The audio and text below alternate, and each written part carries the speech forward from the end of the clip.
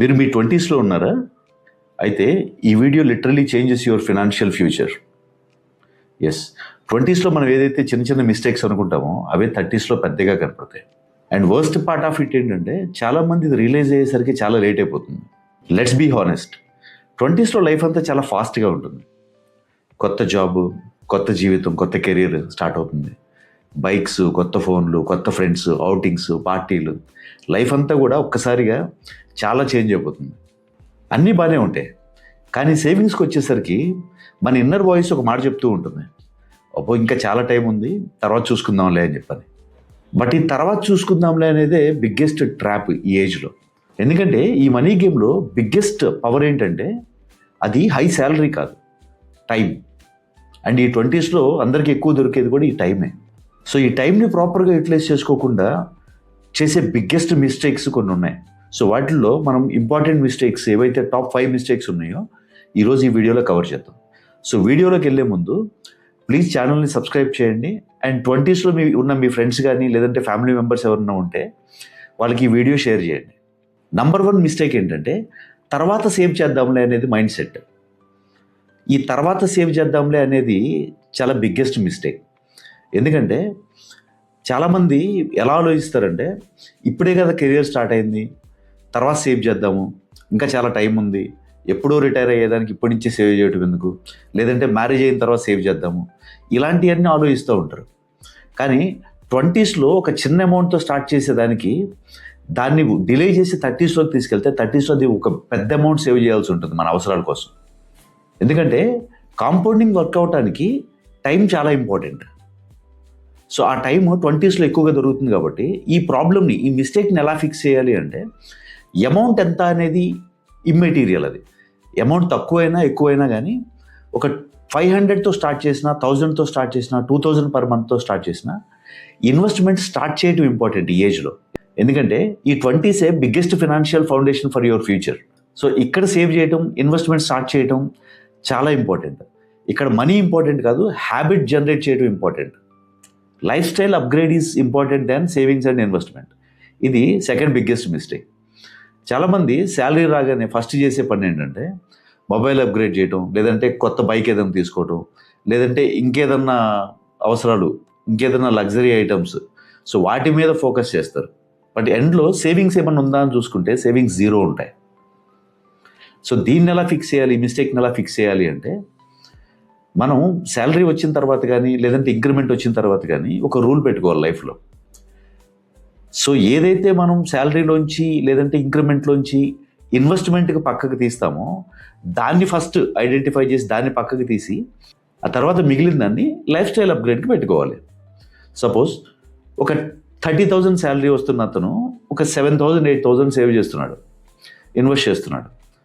అదే ఒక 10,000 ఇంక్రిమెంట్ వచ్చింది, 30,000 శాలరీ కాస్త 40,000 అయ్యింది.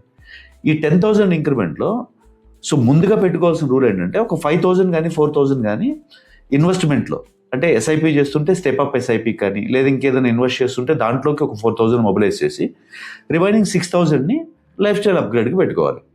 రిచ్ పీపుల్ ఇంకా రిచ్ అవుతున్నారు అంటే ఇదే బేసిక్ ఫార్ములా. వచ్చిన ఇన్కంలో నుంచి కొంత ముందు వాళ్ళు ఇన్వెస్ట్ చేసేసి తర్వాత మిగిలిన దాన్ని మిగతా ఖర్చులకు వాడతారు. సో ఇదే success formula of rich people. Third biggest mistake ఏంటంటే ఎమర్జెన్సీ ఫండ్ క్రియేట్ చేసుకోకపోవడం.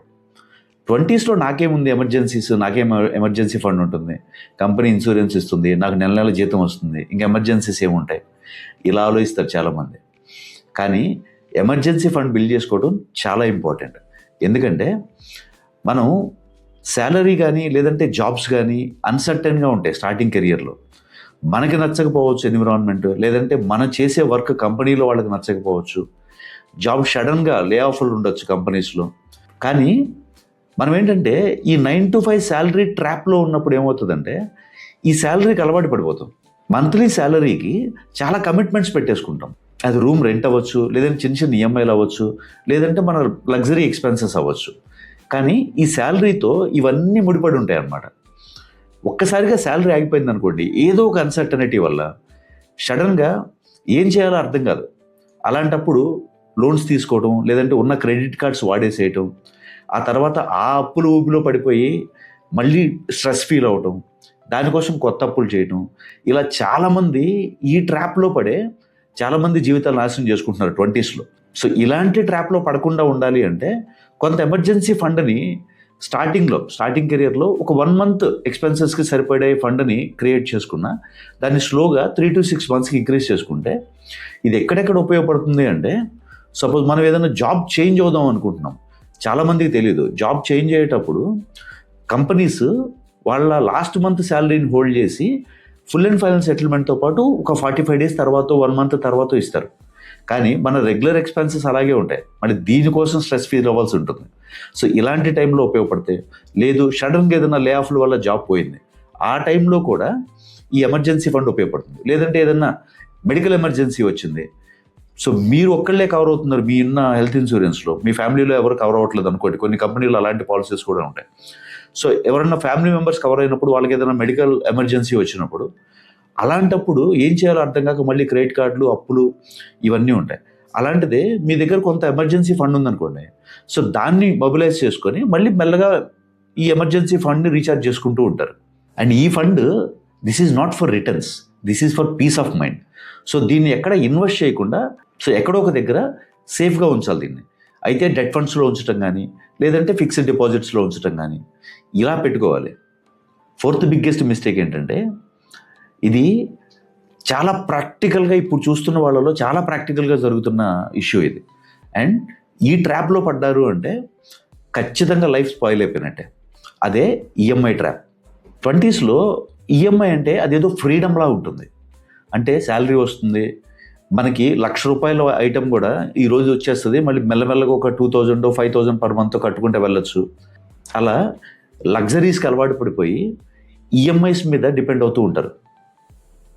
సో 2,000 కదా ఫోన్ తీసుకుందాం, 4,000 కదా మంత్లీ బైక్ తీసుకుందాము, మనకేటో 30,000 శాలరీ వస్తుంది. అలా 2,000 3,000 4,000 అలా చిన్న చిన్న ఈఎంఐసే కదా అని పెట్టుకుంటూ పోతూ ఉంటారు. కానీ ఒక 4-5 ఈఎంఐస్ కలిసినాయి అంటే 50% ఆఫ్ యువర్ శాలరీ ఈఎంఐస్కే పోతుంది. సడన్గా ఏదైనా అన్సర్టనిటీ వచ్చింది అంటే ఈఎంఐ ఫిక్స్డ్గానే ఉంటుంది, కానీ మన శాలరీ వేరియబుల్గా ఉంటుంది. ఎప్పుడు పెరుగుతుందో, ఎప్పుడు తగ్గుతుందో, ఎప్పుడు ఆగిపోతుందో తెలియదు. కానీ వన్స్ ఈఎంఐ స్టార్ట్ అయిందంటే అది 100% కంటిన్యూ అవ్వాలి, కడుతూనే ఉండాలి. సో ఈ మిస్టేక్స్ని ఎలా ఫిక్స్ చేసుకోవాలి అంటే, ఎర్లీ కెరియర్లో 20స్లో ఈఎంఐస్ జోలికి వెళ్ళకపోవటం చాలా మంచిది. ఒకవేళ వెళ్ళాల్సి వస్తే లగ్జరీ ఐటమ్స్ కోసం కాకుండా ఏదైనా ఇంపార్టెంట్ నీడ్స్ ఉన్నాయి అలాంటి వాటి కోసం ఈఎంఐస్ పెట్టుకోవటం అది కొంచెం రీజనబుల్. కానీ ఆ పెట్టుకున్న ఈఎంఐ కూడా శాలరీలో 20-30% మించకుండా పెట్టుకోండి. సపోజ్ 30,000 శాలరీ వస్తుంది అని చెప్పానంటే లెస్ దెన్ 6,000 7,000 8,000 ఈ లోపే ఉండాలి ఈఎంఐస్ అన్నీ కలిపినా కూడా. సో దానివల్ల ఏంటంటే మీకు కొంచెం ఏదన్నా శాలరీస్లో కొంచెం ఇబ్బంది అయినా కానీ ఈఎంఐస్ని మేనేజ్ చేసుకోవడానికి ఒక స్కోప్ ఉంటుంది. సో 5th బిగ్గెస్ట్ మిస్టేక్ ఏంటంటే fear of investment or wrong investment. 20స్లో ఈ రెండు కూడా డేంజరే. చాలామంది స్టాక్ మార్కెట్ అంటే రిస్క్, మ్యూచువల్ ఫండ్స్లో రిటర్న్స్ వస్తాయో రావో తెలియదు అని చెప్పని వీటి గురించి అవగాహన లేకుండా తెలియకుండా చాలామంది మనీ అంతా తీసుకెళ్ళి ఫిక్స్డ్ డిపాజిట్సో లేదంటే సేవింగ్స్ బ్యాంక్స్లో వదిలేయటమో ఇలా చేస్తూ ఉంటారు. సేవింగ్స్ అకౌంట్లో పెడితే ఏమొస్తుంది, inflation slowly eats your money. కానీ కొంతమంది ఇంకొక ఎక్స్ట్రీమ్, వీళ్ళు ఏం చేస్తారంటే ఈజీ మనీ కోసం లేదంటే ఇన్వెస్ట్మెంట్ అంటే రాంగ్ అర్థం చేసుకొని బెట్టింగ్స్లో పెట్టడం, లేదంటే ఏదన్నా ఆన్లైన్ గేమ్స్లో ఇన్వెస్ట్ చేయటం, అది కూడా ఇన్వెస్ట్మెంటే అనుకుంటారు. లేదు అంటే ఆప్షన్ ట్రేడింగ్, తెలియకుండా మార్కెట్లో ఆప్షన్ ట్రేడింగ్, ఇంట్రాడే ట్రేడింగ్ చేయటం, ఎవరో చెప్పారు ఈరోజు ఈ స్టాక్ పెరుగుతుందని దాంట్లో ఇన్వెస్ట్ చేయటం, ఎవరో చెప్పారు ఆప్షన్స్లో ఈరోజు పెడితే మార్కెట్లో చాలా డబ్బులు వస్తాయని చెప్పని, ఇవన్నీ ఈజీ మనీ కోసం ఇలా చేస్తూ ఉంటారు. ఖచ్చితంగా మార్కెట్లో డబ్బులు అంత ఈజీగా వస్తే ఈ పాటికి అందరూ కోటీశ్వర్లు అయిపోతారు. సో అంత ఈజీ కాదు. మార్కెట్లో మీరు చాలా నేర్చుకోవాల్సి ఉంటుంది, చాలా అవగాహనతో పెట్టాలి మార్కెట్లో ఇన్వెస్ట్మెంట్. సో ఇనీషియల్ స్టేజెస్లో ఈ రెండిట్లో ఇన్వాల్వ్ అవ్వకుండా, లైక్ ఫియర్ ఆఫ్ ఇన్వెస్ట్మెంట్లో you should not get into fear of investment, you should not get into easy money trap. ఈ రెండిట్లోకి వెళ్లకుండా సేఫెస్ట్ ఇన్వెస్ట్మెంట్స్ వెతుక్కొని వాటిలో ఇన్వెస్ట్ చేయటం. అంటే ఇండెక్స్ మ్యూచువల్ ఫండ్స్, ఇది మార్కెట్ ఎలా మూవ్ అయితే అలాగే ఈ ఇండెక్స్ మ్యూచువల్ ఫండ్స్ కూడా మూవ్ అవుతాయి. లేదు ఏదన్నా ఒక మంచి మ్యూచువల్ ఫండ్ చూస్ చేసుకొని దాంట్లో లాంగ్ టర్మ్ ఇన్వెస్ట్మెంట్ చేయటం. ఇన్వెస్ట్మెంట్ ఎప్పుడు కూడా లాంగ్ టర్మ్ స్ట్రాటజీతోనే ఉండాలి. షార్ట్ టర్మ్లో ఉండాలి అంటే అది డెట్ ఫండ్స్లో కానీ ఫిక్స్డ్ డిపాజిట్స్లో కానీ పెట్టుకోవాలి. ఇన్వెస్ట్ చేస్తున్నాము, వెల్త్ గ్రో చేస్తున్నాము అంటే అది ఖచ్చితంగా లాంగ్ డ్యూరేషనే ఉండాలి. సో అలాంటప్పుడే ఆ ఇన్వెస్ట్మెంట్ మీకు ప్రాపర్గా సక్సెస్ అవుతుంది. సో ఇన్వెస్ట్మెంట్లో you need not to be an expert, you should be a consistent investor. So friends, 20స్లో సింపుల్ సక్సెస్ ఫార్ములా ఏంటంటే start SIP early, save before spending, don't get into EMI trap, build emergency fund, and finally don't fear for investing. So friends, మీరు కనుక మీ 20స్లో ఉండుంటే 20s అని comment చేయండి. Next video మీ ఏజ్కి తగ్గట్టుగా ఎంత ఎస్ఐపి స్టార్ట్ చేస్తే మీరు ఫినాన్షియల్గా స్టేబుల్ అవుతారు అనే వీడియో ఒకటి చేస్తాను. And if you want, I will also give clarity on how to invest based on your goals. ఆ వీడియో కూడా ఒకటి చేస్తాను. ఫ్రెండ్స్, మీకు ఈ కంటెంట్ కనుక నచ్చినట్టయితే మన ఛానల్ సబ్స్క్రైబ్ చేయండి. And me friends and family members ఎవరైతే 20స్లో ఉన్నారో వాళ్ళకి ఈ వీడియో షేర్ చేయండి, వాళ్ళకి కూడా హెల్ప్ అవుతుంది. Thanks for watching. Signing off, me financial doctor Srinivas.